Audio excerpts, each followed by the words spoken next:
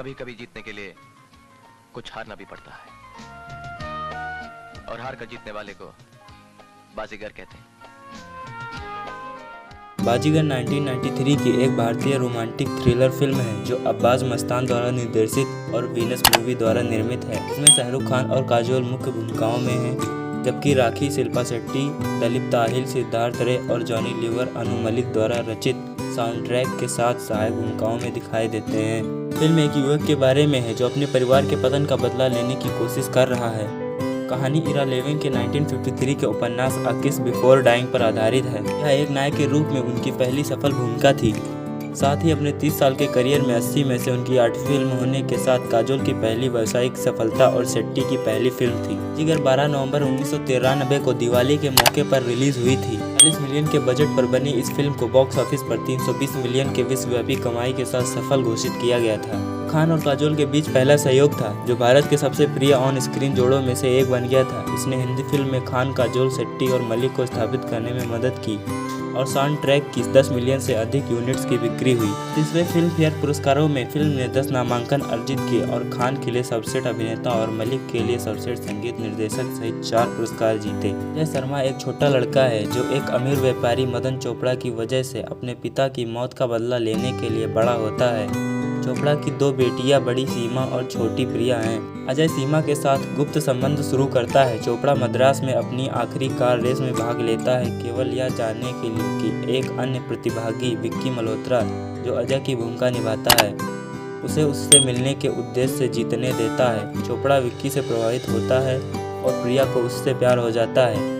इस तरह अजय अलग अलग पहचान का उपयोग करके सीमा और प्रिया दोनों को डेट करने में सफल हो जाता है। बाद में अजय सीमा को उसके साथ आत्महत्या करने के लिए मना लेता है जब उसके पिता किसी और के साथ उसकी शादी की व्यवस्था करते हैं। वे सुसाइड नोट लिखते हैं और हस्ताक्षर करते हैं, लेकिन फिर वह झूठ बोलता है कि वह बस उसका परीक्षण कर रहा था और उसे रखते हुए अपनी नोट फाड़ देता है। वे अगले दिन रजिस्टर के कार्यालय में शादी की योजना बनाते हैं। हालांकि ऑफिस खुलने का इंतजार करते हुए अजय सीमा को इमारत की छत पर ले जाता है और उसे धक्का देकर मार देता है। फिर वह चुपके से उसका सुसाइड नोट उसके घर भेज देता है। चोपड़ा ने जल्दबाजी में मामले को बंद करने का आदेश दिया ताकि सुसाइड नोट मिलने पर और शर्मिंदगी ना हो, यह संदेह करते हुए कि उसकी बहन ने आत्महत्या नहीं की। प्रिया ने कॉलेज के एक पुराने दोस्त पुलिस इंस्पेक्टर करण सक्सेना की मदद से गुप्त रूप से जांच जारी रखी। सीमा के कॉलेज के दोस्त रवि जो उस पर क्रश था, प्रिया को बताता है कि उसके पास अपने हॉस्टल में जन्मदिन की पार्टी में सीमा और अजय की एक साथ फोटो है। इससे पहले कि प्रिया फोटो देखने के लिए रवि के पास पहुंच पाती, अजय को इस बारे में पता चल जाता है और वह रवि की हत्या कर देता है। उनके संघर्ष में अजय उसे एक सुसाइड नोट पर हस्ताक्षर करने के लिए मजबूर करता है, जिससे यह प्रतीत होता है कि रवि सीमा का हत्यारा है। इस प्रकार जांच दूसरी बार रुकी हुई है। इस बीच अजय विक्की के रूप में प्रस्तुत करते हुए धीरे धीरे चोपड़ा का विश्वास जीत लेता है। चोपड़ा ने विक्की और प्रिया की सगाई करने का फैसला किया। फ्लैशबैक के माध्यम से पता चलता है कि चोपड़ा अजय के दिवंगत पिता श्री शर्मा द्वारा संचालित कंपनी में एक प्रोजेक्ट मैनेजर थे, लेकिन जब शर्मा को पता चलता है कि वह पैसे का लोचा कर रहा है तो उन्होंने चोपड़ा को 3 साल के लिए कैद कर लिया था।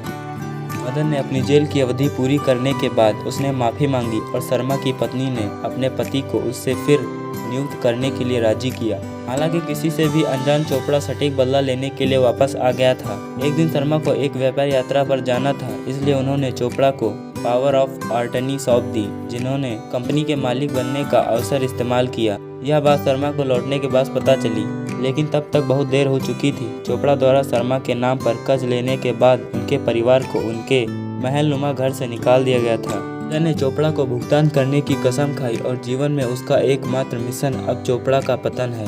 वर्तमान में सीमा की दोस्त अंजलि प्रिया और अजय से एक आभूषण की दुकान पर मिलती है।